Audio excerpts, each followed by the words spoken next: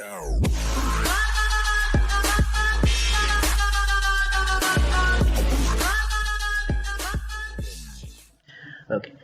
so we have calculated the key points and the descriptor, extracted so let's create the camera variable, which is the video capture object. So let's name it cam cv2 dot video capture and give the default device number. Now we have the camera, we can start our loop. While true, sorry, this capital. Okay, so first thing first, let's capture the frame from the camera, and this will be image.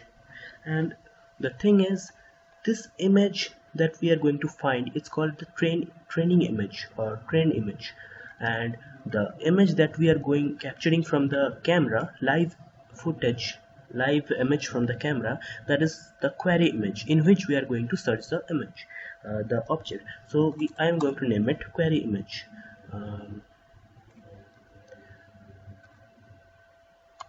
Query image. This image will going to be color image, so I'm going to name it RGB. By the way, these are only conventions, you can name it whatever you want, but to make it more clear so that we don't confuse the variables, we are naming it like this: cam.read. Now we have the image, and this one is a color image. We have to convert it to a grayscale image. Okay, so I'm going to name it query image equals cv2.cvt.co color, the input image here, comma,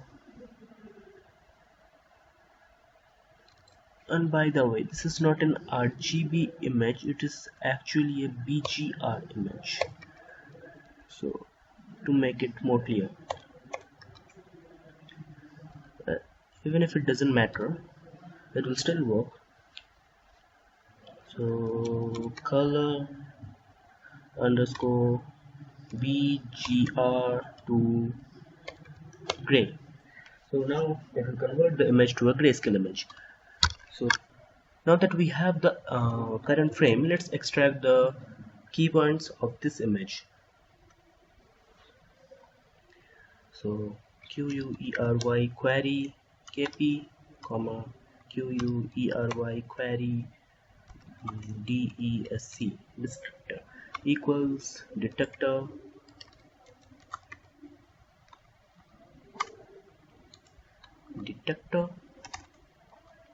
and dot detect and compute. So we are computing the features from the current frame, so we have to give this input image here and no mask. So this one is actually basically if you want to disable some portion of the image, so this is option for giving a mask, but we want to get the entire image, so we are not giving any mask here, so it's none. So let's go to the next line, which is now we have features from the training image and features from the current frame. So we can now match the features and get the match if there is any. So matches equals FLN matcher dot. The matching method we are going to use, it's called knn match, and we have to, first parameter is the query descriptor, and the second parameter is the training descriptor, train descriptor, or whatever it is. And we have another parameter which is 2 by default. It is written in the OpenCV documents. Okay, so we have the matches. Now this k-NAND match will give some random matches, like it finds some matches which is not in the part of the object. So to get more clean result from this match, we have to filter these matches, and which is we have to do some filtering, which is called the ratio test, yeah, which is like this. If the distance between those this train descriptor and the query descriptor is less than 70%, then it's not a good match. So let's do it. For M and N in matches, by the way, M is the query match and N is the train match. So if M dot distance is less than the 70% distance of, or 75 I guess, distance of the training key point,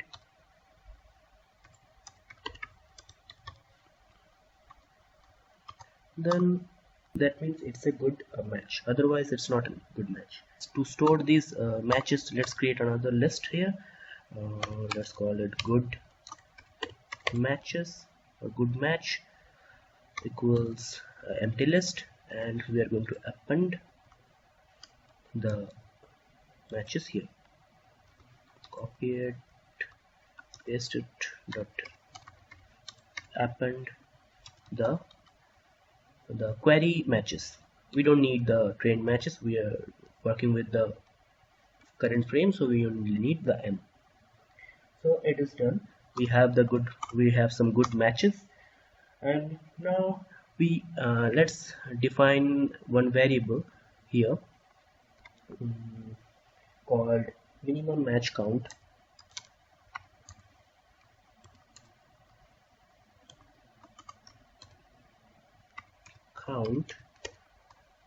Equals, let's make it 30, and you can tweak this variable to make it work with your environment. So what this will do, we are checking if the number of matches is minimum should be more than this value. So if it is more than this value, then we are going to detect the object. Otherwise we are going to say that the object is not there. If len of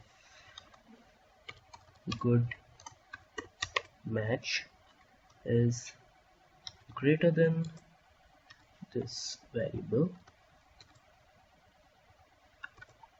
then only we are going to apply the object detection. From this good matches, we have to get these corresponding key points. So right now this variable has all the key points, but we only need key points which are filtered in this variable. So to get this, let's get a variable called training key point equals train key point, and we only need the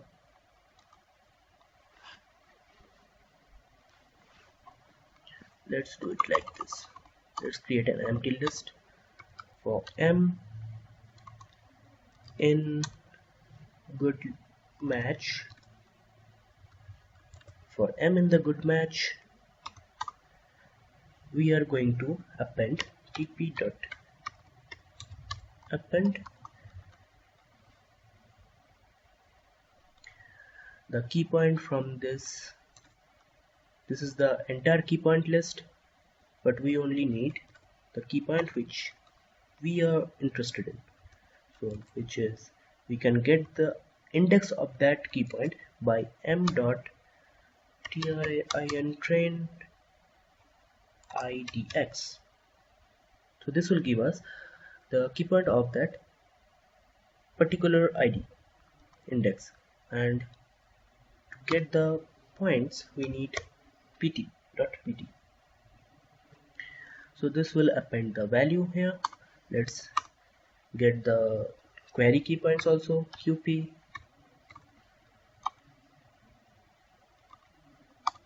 for m in, okay, we can do this inside one loop. Actually we need to get multiple loops.